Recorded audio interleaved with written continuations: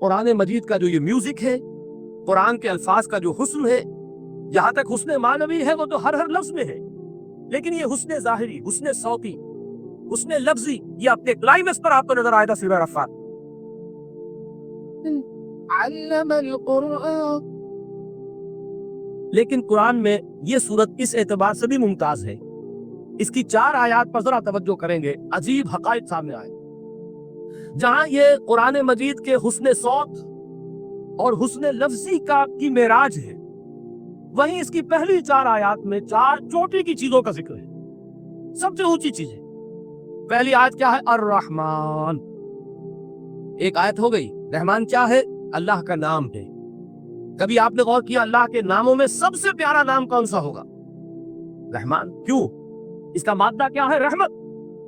ہمیں سب سے بڑھ کر جس چیز کی ضرورت ہے وہ کیا ہے؟ رحمت خداوند۔ نام اچھی طرح سن لیجیے اس حضور کے قول کو۔ حضور فرماتے کوئی شخص جنت میں مجرد اپنے عمل کی بنیاد پر داخل نہیں ہو سکے گا جب تک کہ رحمت خداوندی دستگیری نہ کرے۔ کسی صحابی نے بڑی ہمت اور جرأت کا ثبوت دیا کہ پوچھ لیا کیا حضور آپ بھی؟ جب آپ نے فرمایا کوئی شخص داخل نہیں ہو سکتا جنت محض اپنے عمل کی بنیاد پر جب تک کہ رحمت خداوندی جو ہے وہ دستگیری نہ فرمائے۔ پوچھا گیا کیا آپ بھی؟ آپ نے فرمایا ہاں میں بھی۔ آپ اندازہ کیجئے کہ اگر محمد الرسول اللہ بھی رحمت خداوندی کے ضرورت مند ہو تو تاب دیگرہ سے رسد ہماری تو سب سے بڑی ضرورت رحمت خداوند۔ اب یہ رحمت جو ہے قرآن مجید میں اللہ تعالیٰ کی یہ شان 2 الفاظ کے ذریعے سے آتی ہے، رحیم اور رحمان۔ اور کوئی مادہ نہیں ہے جس سے 2 نام بنتے ہو اللہ کی، لیکن یہ مادہ ہے واحد رحمت کا کہ جس سے رحمان بھی ہے رحیم بھی ہے۔ رحیم صفت مشبہ ہے، رحمت دائم ہو جائے گی، مستقل ہوگی تو رحیم کہیں گے۔ اور رحمان، اس میں رحمت کی ہے وہ شان ہے کہ جیسے ٹھاٹھے مارتا ہوا سمندر ہو، ہیجان کی کیفیت، طوفانی کیفیت، رحمت خداوندی کا طوفانی جوش، وہ ہے رحمان۔ آپ تو رہتے اس علاقے میں ہے، آپ کو معلوم ہے عرب اگر بھوکا مرا جا رہا ہو تو کیا کہے گا؟ انا جوعان۔ پیاسا مرا جا رہا ہو انا عطشان۔ بہت غضبناک ہوگا غضبان، غضبان آصفہ قرآن میں آیا، بہت غضبناک۔ رحمان جس کی رحمت جو ہے جوش میں ہے، ٹھاٹھے مارتے ہوئے سمندر کے مانے۔ تو یہ اللہ تعالیٰ کے ناموں میں سب سے پیارا نام۔ اب آگے چلیے، الرحمن علم القرآن، رحمان نے قرآن سکھایا۔ رحمت خداوندی کا سب سے بڑا مظہر، رحمان کی رحمانیت کا سب سے بڑا مظہر قرآن ہے۔ ان میں جو منطقی ربط ہے اس کو سمجھتے جائیے۔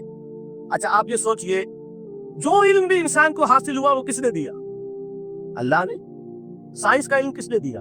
اللہ نے۔ علم آدم الاسماء کلہا، وہ علم الاسماء جو حضرت آدم کو دے دیا گیا تھا ازل میں، یہ اسی کا ظہور ہے، یہ اسی کی ایکسفولیشن ہے جو ہو رہی ہے اور ہوتی رہے گی ابھی۔ اور دوسرے علم ہے وہ کس نے کی؟ اللہ۔ لا یحیطون بشیء من علمہ الا بما شاء، مخلوق میں سے کوئی اللہ کے علم میں سے کسی شے کا احاطہ نہیں کر سکتا مگر وہ جتنا اللہ دینا چاہے۔ لیکن یہ کہ تمام علوم میں چوٹی کا علم قرآن۔ نوٹ کرتے جائیے، چوٹی کی چیزیں جمع کی۔ اللہ کے ناموں میں چوٹی کا نام رحمان، اللہ نے جو کچھ انسان کو سکھایا اس میں چوٹی کا علم قرآن۔ خلق الانسان، انسان کو پیدا فرمایا۔ سوال یہ کہ حیوانات کو کس نے پیدا فرمایا؟ آسمان کس نے پیدا کی؟ زمین کس نے پیدا کی؟ فرشتے کس نے پیدا کی؟ کیا مطلب خلق الانسان؟ اس کی تمام مخلوقات میں اس کا کلائمیکس، اس کی تخلیق کی معراج، اس کے تخلیق کا نقطہ عروج انسان ہے۔ یہ ہے کہ جو مسجود ملائک بنا ہے۔ وَلَقَدْ كَرَّمْنَا بَنِي آدَمَ وَحَمَلْنَاهُمْ فِي الْبَرِّ وَالْبَحْرِ وَرَزَقْنَاهُمْ مِنَ الطَّيِّبَاتِ وَفَضَّلْنَاهُمْ عَلَىٰ كَثِيرٍ مِّمَّنْ خَلَقْنَا تَفْضِيلًا۔ تو تخلیق میں سب سے اونچی تخلیق انسان، علموں میں سب سے اونچا علم قرآن کا، اللہ کے ناموں میں سب سے اونچا نام رحمان۔ اب آئیے چوتھی چیز، علمہ البیان، انسان کو بیان کی صلاحیت عطا فرمائی۔ کیا اور کوئی صلاحیت عطا نہیں کی؟ بینائی کس نے دی؟ اللہ۔ اسی طریقے سے سماعت کس نے عطا فرمائی؟ اللہ۔ کتنی فیکلٹیز ہیں، کتنے ایکسٹرنل آرگنز ہیں سینس کے، کتنے انٹرنل سینسز ہیں جو اللہ نے دیے ہیں۔ لیکن یہاں بھی سمجھ لیجئے جتنی فیکلٹیز ہیں ہیومن فیکلٹیز، ان میں ٹاپ کی فیکلٹی جو ہے وہ اسپیچ ہے، کلام ہے، بیان ہے۔ جن لوگوں نے میڈیکل سائنس کا مطالعہ کیا ہے وہ جانتے ہیں کہ یہ برین ہے، ہیومن برین، इस ब्रेन में जो वो ऊपर एक जर्द सा मादा होता है, ग्रे मैटर, उसकी एक कोटिंग होती है, ये हाईएस्ट इवॉल्व फॉर्म है। और इसमें सबसे बड़ा रकबा जो है वो स्पीच सेंटर कहलाता है। इसीलिए इंसान को हैवान नातिक कहते हैं। हैवान के और इंसान के माबैन इम्तियाज कायम किया गया, नुत्क, गोयाई, बोलना। अब ये क्या चीज हुई? इंसान की सलाहियतों में से सबसे ऊंची सलाहियत। 4 आयतें हो गई। अल्लाह के नामों में सबसे चोटी का नाम रहमान। उसने जो उलूम पैदा किए उनमें चोटी का इल्म कुरान। उसने जो मखलूकात पैदा फरमाई उनमें चोटी की मखलूक इंसान।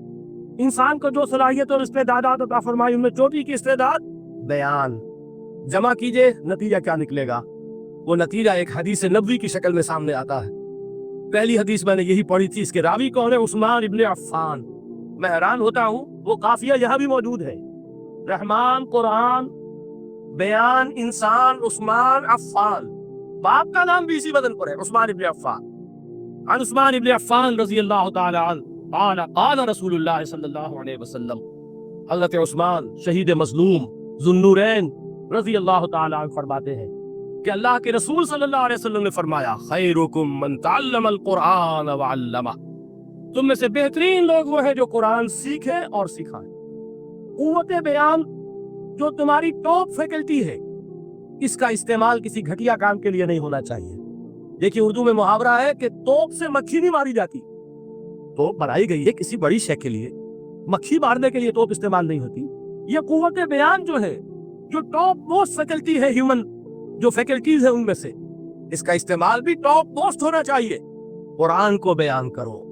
वो जैसे कि अल्लामा इकबाल ने कहा है, बल्कि गालिबन उनके कब्र पर आसपास जो अशार लिखे हुए उनमें से एक ये भी है, अगर यह कतरा खूदारी, अगर मुश्ते परेदारी, बेआबामन तो आमोजम तरीके शाहबाजी रा।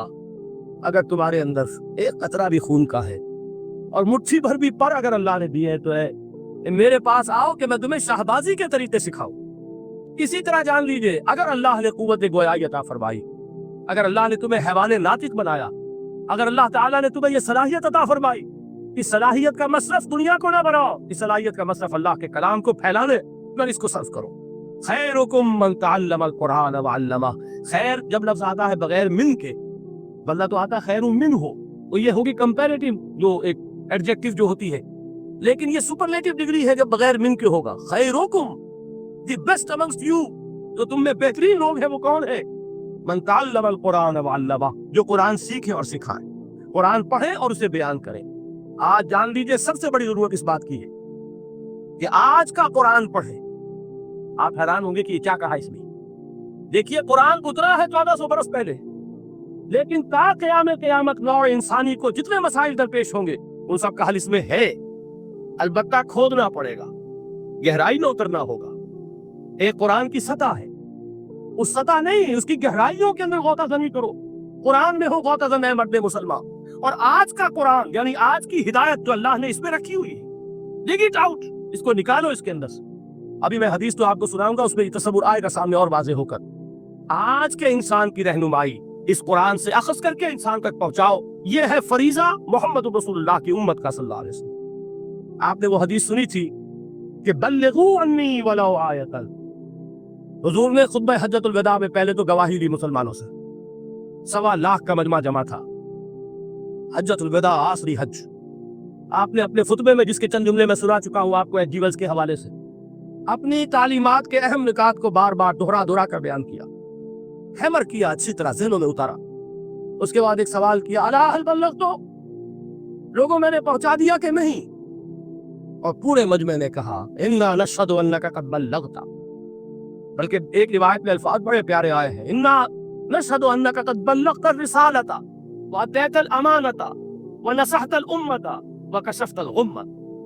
हाँ हुजूर, हम गवाह हैं, आपने हमारा अमानत अदा करने का हक अदा कर दिया, रिसालत के फराइज का हक अदा कर दिया, उम्मत की खैर खाही का हक अदा कर दिया, और आपने गुमराही के पर्दों को चाक, अंधेरों को चाकर 3 मरतबा हुजूर ने सवाल किया, 3 मरतबा जवाब लिया।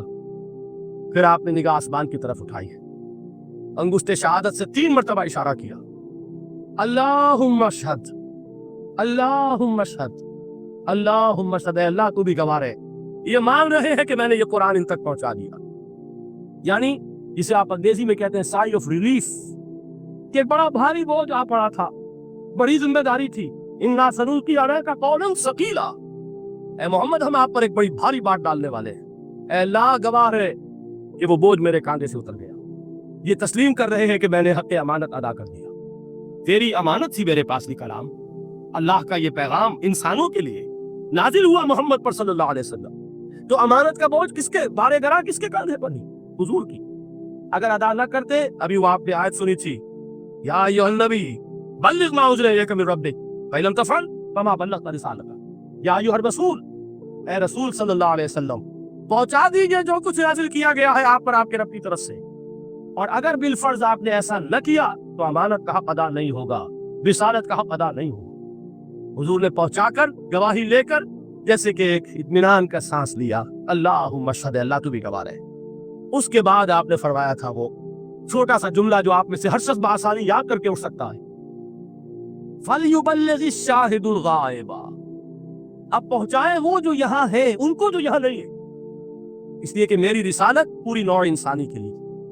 वक्त फुर्सत है, कहाँ काम अभी बाकी है, नूर तौहीद का इत्माम अभी बाकी है। अभी तो हिंद तक ये पैगाम जाना है, चीनियों तक जाना है, अभी यूरोप में इस पैगाम को पहुंचना है। दी अजाने कभी यूरोप के कलीसाओं में, कभी अफ्रीका के तपते हुए सहराओं में। ये कौन करेगा? ए उम्मत मोहम्मद, ये जिम्मेदारी अब तुम्हारी सल्लल्लाहु अलैहि